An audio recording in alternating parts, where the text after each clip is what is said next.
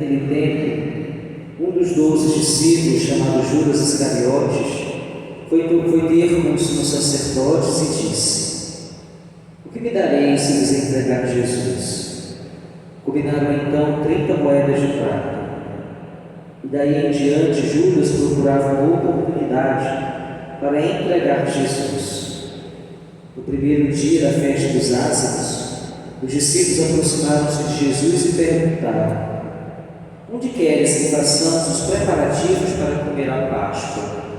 Jesus respondeu: "Ide à cidade e procurai certo homem e dizei: o mestre manda dizer, o meu tempo está próximo. Vou celebrar a Páscoa em tua casa junto com os meus discípulos." Os discípulos fizeram como Jesus mandou e prepararam a Páscoa.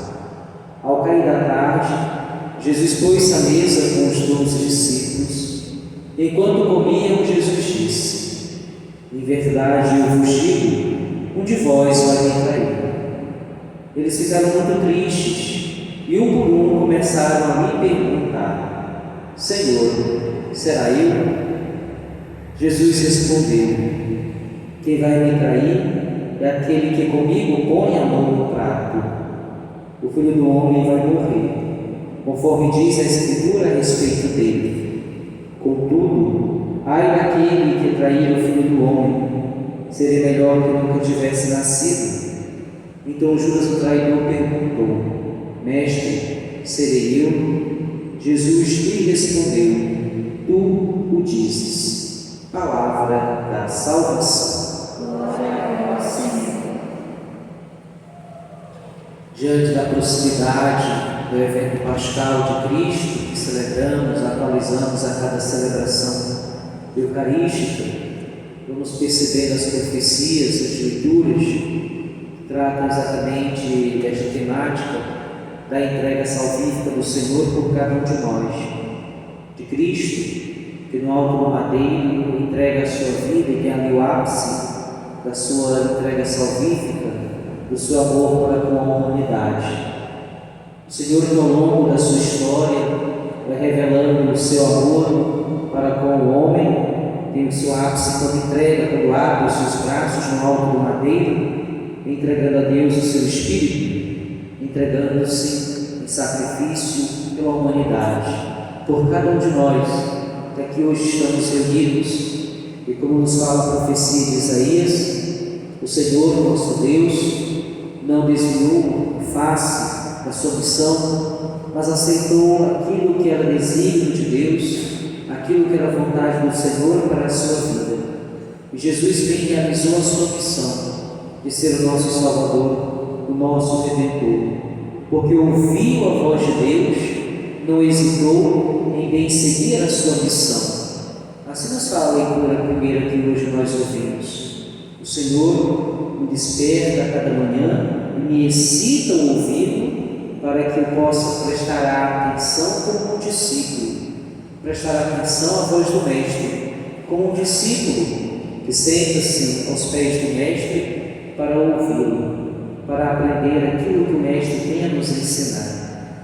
E aí devemos ter essa postura diante de Deus, a postura de um discípulo que busca ouvir a voz de Deus, ouvir a voz do Senhor a cada instante, a cada momento de nossa vida.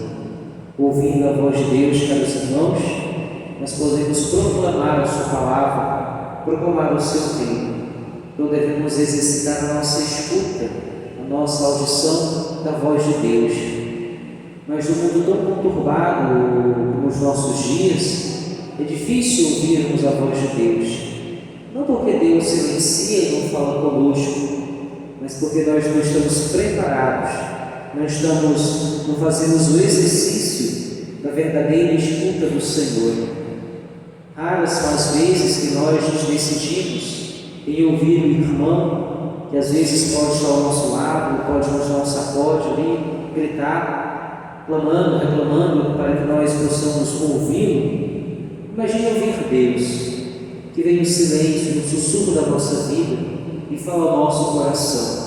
É um desafio para nós ouvirmos o Senhor diante de tantas motivações que nos afastam de Deus, diante de tantas questões que podem nos roubar, tantas coisas que roubam a nossa atenção, buscar silenciar, exercitar o ouvido, para buscar ouvir a voz de Deus, é um desafio que nós precisamos realizar diariamente, colocando-nos aos pés do Mestre, buscando silenciar o nosso coração e abrir de fato o nosso ouvido para que o Senhor possa falar a cada um de nós, possa falar ao nosso interior, à nossa vida, não dando ouvidos às questões do mundo, às tantas vozes que se levantam a cada segundo diante de um mundo muitas vezes pagão, contrário à fé cristã, querendo desviar o nosso ouvido, ou querendo fazer com que a surdez espiritual não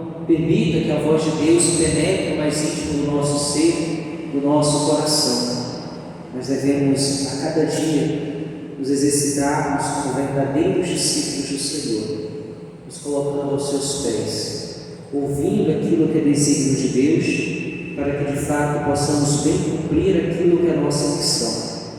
A missão do Senhor é de salvar a humanidade, e Ele não hesitou em bem cumprir. Teve medo, sim, agonia, sofrimento, a sua paixão. Diante da agonia, Jesus assim fala: Pai, se possível, afasta de mim este cálice, mas que não seja feita a minha vontade, mas que a tua vontade prevaleça na minha vida.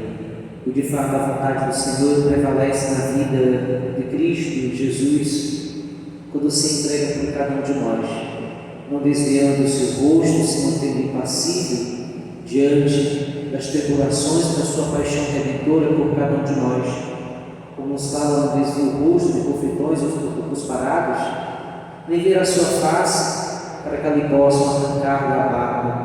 Mas o Senhor permanece fiel mesmo diante da dor, mesmo diante da agonia, carregando a cruz. E temos aqui a imagem do Senhor dos Passos, pois ontem celebrávamos a procissão do encontro, a Virgem Mãe das Dores que se encontra com o seu Filho flagelado, tomando sobre si as nossas dores no pesado madeiro.